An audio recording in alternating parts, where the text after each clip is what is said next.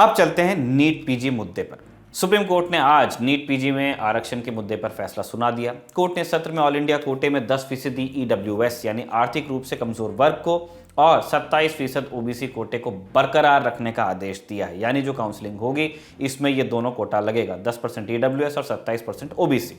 Supreme court के इस फैसले के बाद फिलहाल नीट पीजी की काउंसलिंग का रास्ता साफ हो गया है, जिसके लिए लंबे समय से डॉक्टर्स प्रदर्शन कर रहे थे। केंद्र सरकार ने प्रदर्शनकारी डॉक्टर्स को आश्वासन दिया था कि जल्द से जल्द काउंसलिंग शुरू कर दी जाएगी, जिसके बाद आंदोलन समाप्त हुआ था। 6 जनवरी को कोर्ट ने इस मामले की सुनवाई करते हुए अपना फैसला सुरक्षित रखा था। इस दौरान कोर्ट ने यह भी कहा था कि देश के हित में काउंसलिंग शुरू होना जरूरी है। अपने फैसले में कोर्ट ने कहा कि इस सत्र के लिए ईडब्ल्यूएस की आय सीमा 8 लाख रुपए जो बनी हुई है उसमें किसी तरह का बदलाव नहीं किया जाएगा। सुप्रीम कोर्ट ने कहा कि ईडब्ल्यूएस की आय सीमा की समीक्षा के लिए बनाई गई पांडेय कमेटी की रिपोर्ट पर मार्च के तीसरे सप्ताह में सुनवाई होगी। यानी कि अगले सत्र से ईडब्ल्यूएस कोटे के लिए क्या आय सीमा होगी ये मार्च में तय हो सकता है। ये तो हो गई आज के फैसले की बात। पूरा मामला समझने के लिए हमें थोड़ा पीछे चलना होगा, हम वहीं जा रहे हैं। नीट यानी National Eligibility cum Entrance Test. Medical यानी डॉक्टरी की पढ़ाई करने के इच्छुक लोग इस एंट्रेंस एग्जाम के जरिए एमबीबीएस और बीडीएस में एडमिशन पाते हैं, मेडिकल कॉलेज और डेंटल कॉलेज में। इसी तरह नीट पीजी के जरिए मास्टर्स में एडमिशन मिलता है, जैसे एमडी और एमडीएस आदि। नीट परीक्षा में जिस हिसाब से कैंडिडेट स्कोर करते हैं उसी हिसाब से उन्हें कॉलेजेस अलॉट होते हैं। तो हुआ ये कि 12 जुलाई 2021 को शिक्षा मंत्री धर्मेंद्र प्रधान ने नीट की तारीख का ऐलान करते हुए नोटिफिकेशन जारी किया। इस नोटिफिकेशन में एक लाइन ऐसी थी जिस पर कई सारे छात्र संगठनों और विपक्षी दलों ने आपत्ति जताई।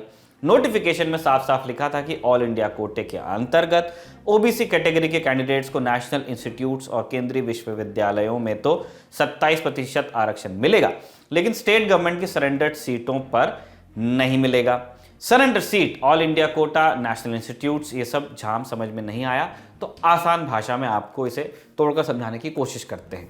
22 जून 1984 को सुप्रीम कोर्ट ने डॉक्टर प्रदीप जैन बनाम भारत सरकार के मामले में फैसला सुनाया।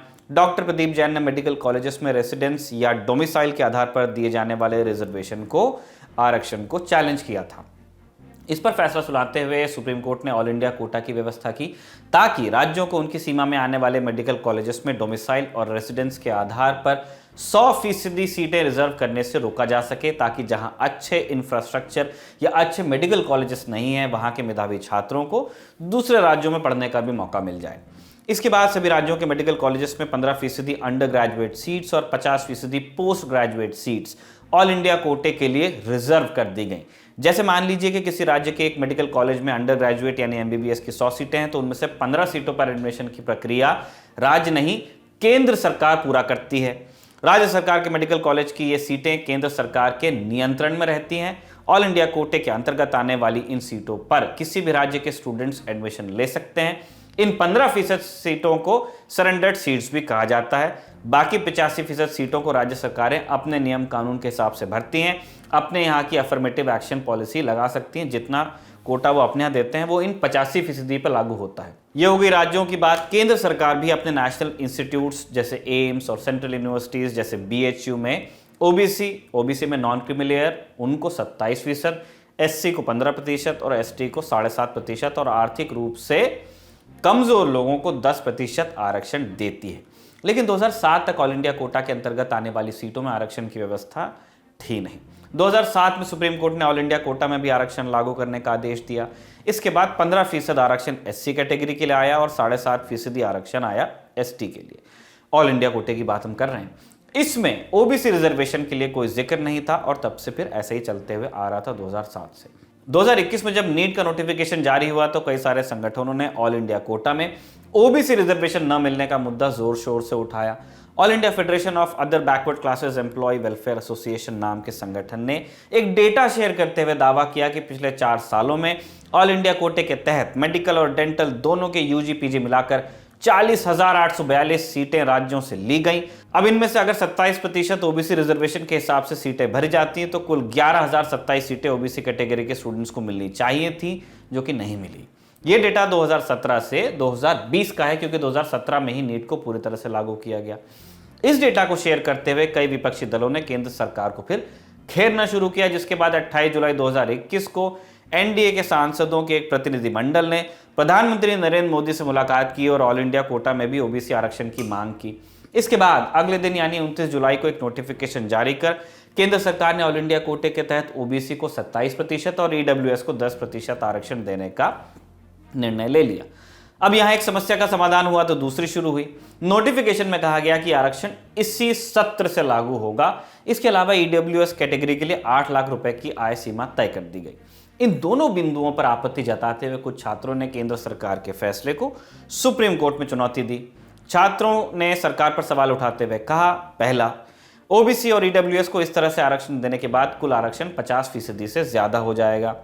दूसरा बिंदु, ईडब्ल्यूएस की आय सीमा किस आधार पर तय की गई है, इसके बारे में कोई जानकारी नहीं है। छात्रों का तीसरा और जरूरी बिंदु यह था कि बीच खेल में खेल के नियम नहीं बदले जा सकते।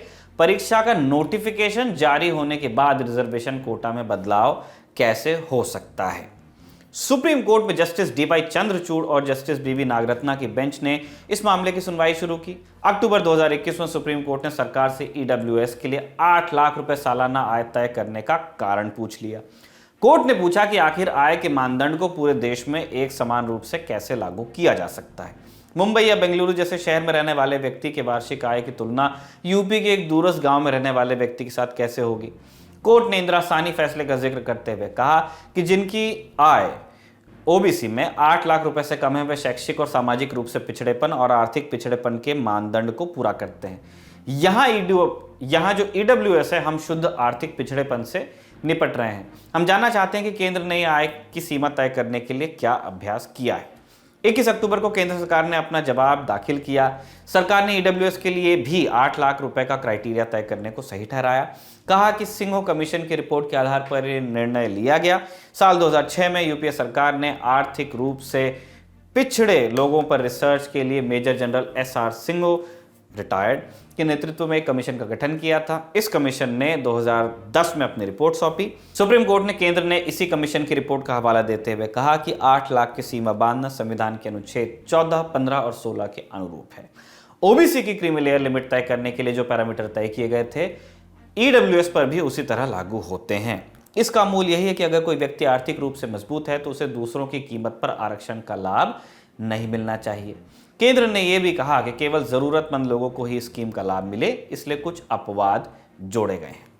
बीबीसी में प्रकाशित खबर के मुताबिक किसी परिवार को ईडब्ल्यूएस कोटे का लाभ नहीं मिलेगा अगर उसके पास 5 एकड़ या उससे ज्यादा कृषि जमीन हो, 1000 वर्ग फीट या उससे बड़ा फ्लैट हो, 100 गज या उससे बड़ा प्लॉट अधिसूचित नगर पालिका में हो, 200 गज या उससे बड़ा प्लॉट गैर अधिसूचित नगर पालिका में हो।